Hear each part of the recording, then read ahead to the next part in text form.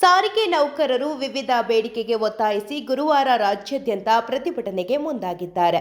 ಬೆಂಗಳೂರು ಚಲೋಗೆ ಕೂಡ ಕರೆ ಕೊಟ್ಟಿದ್ದಾರೆ. ಹೀಗಾಗಿ ಕೆಎಸ್ಆರ್ಟಿಸಿ ಬಸ್ ಸಂಚಾರದಲ್ಲಿ ವ್ಯತ್ಯಾಸವಾಗುವ ಸಾಧ್ಯತೆ ಇದೆ. ಇತ್ತ ಸಾರಿಗೆ ನಿಗಮಗಳು ನೌಕರರು ರಜೆ ತೆಗೆದುಕೊಳ್ಳಬಾರದು ಎಂದು ಸೂಚನೆ ನೀಡಿದೆ. ಜೊತೆಗೆ ವೇತನ ಕಡಿತದ ಎಚ್ಚರಿಕೆಯನ್ನು ನೀಡಿದೆ. ಬೆಂಗಳೂರು ವೇತನ ಹೆಚ್ಚಳದ ಹಿಂಬಾಕಿ ಹಾಗೂ ವೇತನ ಪರಿಷ್ಕರಣೆ ಸೇರಿದಂತೆ ವಿವಿಧ ಬೇಡಿಕೆಗಳ ಈಡೇರಿಕೆಗೆ ಆಗ್ರಹಿಸಿ ರಾಜ್ಯದ 4 ಸಾರಿಗೆ ನಿಗಮಗಳ ನೌಕರರು ಇಂದು ಬೆಂಗಳೂರು ಚಲೋ ನಡೆಸಲಿದ್ದಾರೆ. ಈ ಹಿನ್ನೆಲೆ ರಾಜ್ಯಾದ್ಯಂತ ಬಸ್ ಸೇವೆ ವ್ಯತ್ಯಯವಾಗುವ ಸಾಧ್ಯತೆ ಇದೆ. ಸಾರಿಗೆ ನೌಕರರ ಸಂಘಟನೆಗಳು ಈ ಹಿಂದೆ ಜನವರಿ 29ರಂದು ನಡೆಸಲು ಉದ್ದೇಶಿಸಿದ್ದ ಬೆಂಗಳೂರು ಚಲೋ ಹೋರಾಟವನ್ನು ಸಾರಿಗೆ ನೌಕರರ ಮುಖಂಡ ಅನಂತ ಸುಬ್ಬರಾವ್ ನಿಧನ ಹಿನ್ನೆಲೆಯಲ್ಲಿ ಮುಂದೂಡಲಾಗಿತ್ತು. ಇದೀಗ ಸಾರಿಗೆ ನಿಗಮಗಳ ಕಾರ್ಮಿಕ ಸಂಘಟನೆಗಳ ಜಂಟಿ ಕ್ರಿಯಾ ಸಮಿತಿಯು ಗುರುವಾರಕ್ಕೆ ಬೆಂಗಳೂರು ಚಲೋಗೆ ಕರೆ ಕೊಟ್ಟಿದೆ. ಸರ್ಕಾರ ಬೇಡಿಕೆಗಳನ್ನು ಸಕಾರಾತ್ಮಕವಾಗಿ ಸ್ಪಂದಿಸಿದ್ದ ಕಾರಣಕ್ಕೆ ರಾಜ್ಯ ವ್ಯಾಪ್ತಿ ಹೋರಾಟ ನಡೆಸುವುದಾಗಿ ಸಮಿತಿಯು ಅಧಿಕೃತವಾಗಿ ಘೋಷಿಸಿದೆ. ಇಂದು ಬೆಳಿಗ್ಗೆ ಸಾವಿರಾರು ಸಾರಿಗೆ ನೌಕರರು ಬೆಂಗಳೂರಿನ ಸ್ವತಂತ್ರ ಉದ್ಯಾನವನದಲ್ಲಿ ಜಮಾಯಿಸಿ ಬೃಹತ್ ಮೆರವಣಿಗೆ ನಡೆಸಲಿದ್ದಾರೆ.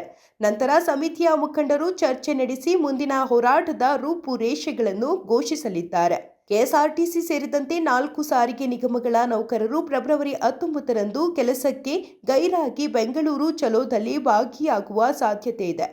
ಇದರಿಂದ ರಾಜ್ಯದೆಲ್ಲೆಡೆ ಬಸ್ ಸೇವೆಯಲ್ಲಿ ವ್ಯತ್ಯಯವಾಗಬಹುದು.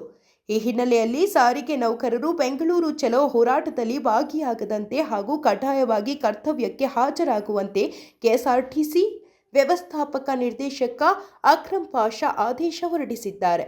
ಸಾರಿಗೆ ನೌಕರರು ಯಾವುದೇ ಕಾರಣಕ್ಕೂ ಫೆಬ್ರವರಿ 19ರ ಹೋರಾಟದಲ್ಲಿ ಭಾಗಿಯಾಗಬಾರದು. ಕರ್ತವ್ಯಕ್ಕೆ ಗೈರಾದರೆ ವೇತನ ಕಡಿತಗೊಳಿಸಲಾಗುತ್ತದೆ. ಕರ್ತವ್ಯಕ್ಕೆ ಗೈರಾಗುವ ನೌಕರರ ಪಟ್ಟಿಯನ್ನು ಘಟಕವಾರು ಸಿದ್ಧಪಡಿಸಿ ಕೆಲಸ ಮಾಡದಿದ್ದಾಗ ವೇತನವಿಲ್ಲ ತತ್ವದಡಿ ಕ್ರಮ ಕೈಗೊಳ್ಳಲಾಗುತ್ತದೆ. ಜೊತೆಗೆ ಕರ್ತವ್ಯಕ್ಕೆ ಅನಧಿಕೃತವಾಗಿ ಗೈರಾಗುವ ನೌಕರರ ವಿರುದ್ಧ ಹೈಕೋರ್ಟ್ ಆದೇಶದಂತೆ ಶಿಸ್ತು ಕ್ರಮ ಜರುಗಿಸಲಾಗುತ್ತದೆ ಎಂದು ಅಕ್ರಮ್ ಪಾಷಾ ಎಚ್ಚರಿಕೆ ನೀಡಿದ್ದಾರೆ. ಸಾರಿಗೆ ನಿಗಮಗಳ ಅಧಿಕಾರಿಗಳು ಫೆಬ್ರವರಿ 19ರಂದು ಬಸ್ಗಳ ದೈನಂದಿನ ಕಾರ್ಯಾಚರಣೆಯಲ್ಲಿ ವ್ಯತ್ಯಯವಾಗದಂತೆ ಕ್ರಮ ಕೈಗೊಳ್ಳಬೇಕು. ಅನಿವಾರ್ಯ ಸಂದರ್ಭ ಹೊರತುಪಡಿಸಿ ನೌಕರರಿಗೆ ಯಾವುದೇ ರಜೆ ಮಂಜೂರು ಮಾಡಬಾರದು. ಈ ಸೂಚನೆ ವಾರದ ರಜೆ ಅಥವಾ ದೀರ್ಘಾವಧಿ ರಜೆಯಲ್ಲಿರುವ ನೌಕರರಿಗೆ ಅನ್ವಯಿಸುವುದಿಲ್ಲ. ಅಗತ್ಯವಿದ್ದರೆ ನೌಕರರು ವಾರದ ರಜೆಯನ್ನು ರದ್ದುಪಡಿಸಿ ಕೆಲಸಕ್ಕೆ ನಿಯೋಜಿಸಬೇಕು ಎಂದು ಸೂಚಿಸಿದ್ದಾರೆ. ಸರ್ಕಾರ ನಮಗೆ ಸಾಲದ ರೂಪದಲ್ಲಿ ಸರ್ಕಾರನೇ ತೀರಿಸುತ್ತೆ.